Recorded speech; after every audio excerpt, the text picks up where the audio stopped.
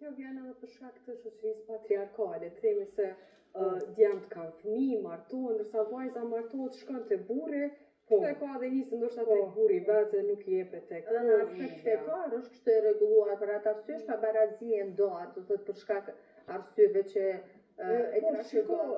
Tash nëse pak më parë ju pyetët a pajtoheni me ligjin, pastaj do t'jap edhe këtë mendim shumë të mirë, këtë pyetje të mirë. Ligji 50-50 e jep kushtetuta e Kosovës. Unë zotin na rujt, unë nuk pajtohem me këta.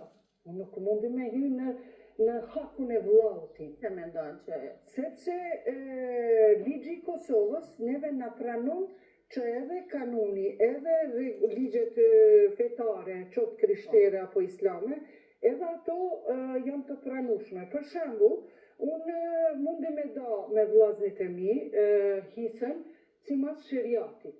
Ashtu baba jam na ka lënë amanet. 2-1. Po, ai merr, për shembull, jemi 2 motra e 1 vlla, kemi 100.000 euro, 50.000 euro i merr vllau, motrat i marrin nga 25.000. Do me thënë, ligji i Kosovës është shumë i vështatshëm, e mbron prapë femrën edhe ato që është besimtare, muslimane, se na muslimane kemi shumë, po besimtare në fjalën e Zotit ma pak. Prandaj, kur shkoj unë te noteri, ati nuk i intereson noteri, as nuk të pyet ty, që si e keni nda, se ai nuk ta ndan, ty nuk ta vlerëson. Më thot, ti e ke thot që kjo shtëpia ose për shembull jam një banesë, 20 metër katror jam të Igvallës, 30 jam të Pilanit Vistekit, ose kjo tokë edhe vendos në emrin e vet. Kjo ishte përgjigjja për juve, domethënë, na si besimtare, se si muslimane ka shumë, na që jemi si besimtare, që i frigohemi Zotit që mos të hymë në hakun e vllaut, na nuk e pranojmë 50-50. Por derisa keni kontribuar njëjtë, për shembull, nuk kam kontribuar. Më pas për kujdesja e familjes dhe prindërve.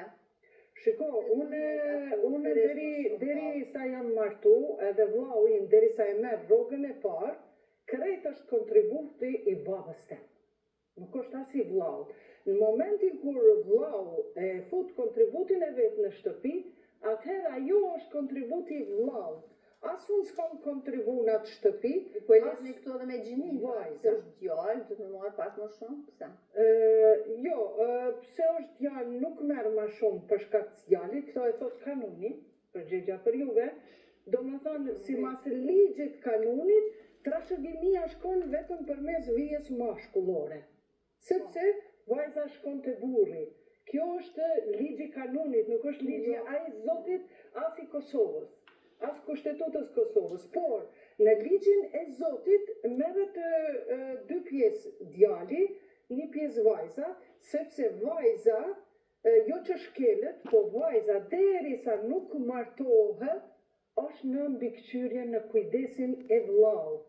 Në momentin nëse kur nuk martohet vajza, ti që nuk martohet, rrin me vllaun, atëherë 1/3 e pasurisë ajo ja jep Karitasit, ja jep Halil Kastratit, kujt të doj, por 2/3 e pasurisë ja kthen prap vllaut. A nëse martohet vajza, ajo e ka edhe nuk është obligative me majt ekonominë, mirëmbajtjen e shtëpisë, as pak, plus ajo e merr pasunin edhe te burri. Sepse ajo kontribon te burri. Do më thënë ka edhe një hisë. Te baba, pse duhet me... Jo, nuk ka nevojë me kontribut te baba. Ajo deri në moshën, derisa bëhet e moshëritur, derisa është e moshëritur, çka ka punu baba, punon edhe për çikën edhe për djalin. Po realisht ka ndryshu koha, edhe punojnë edhe gratë. Edhe kontributin e kanë të njëjtë, pse mos ndahet njëjtë në mënyrë të barabartë. Unë e kam kontributin, ndoshta vllau im mund ta ketë një pagë 500 euro. Po ndoshta unë e kam një pagë, jo me pamartuar, e kam një pagë 5.000 euro. Unë s'kam me kontribu të shtëpia babës, se baba nuk më angazhon mu. Jo, nuk pajtohet. As vllau nuk më angazhon. Nuk mundi m'ja dhon pagën time vllaut. Pse m'ja dhon vllaut pagën time?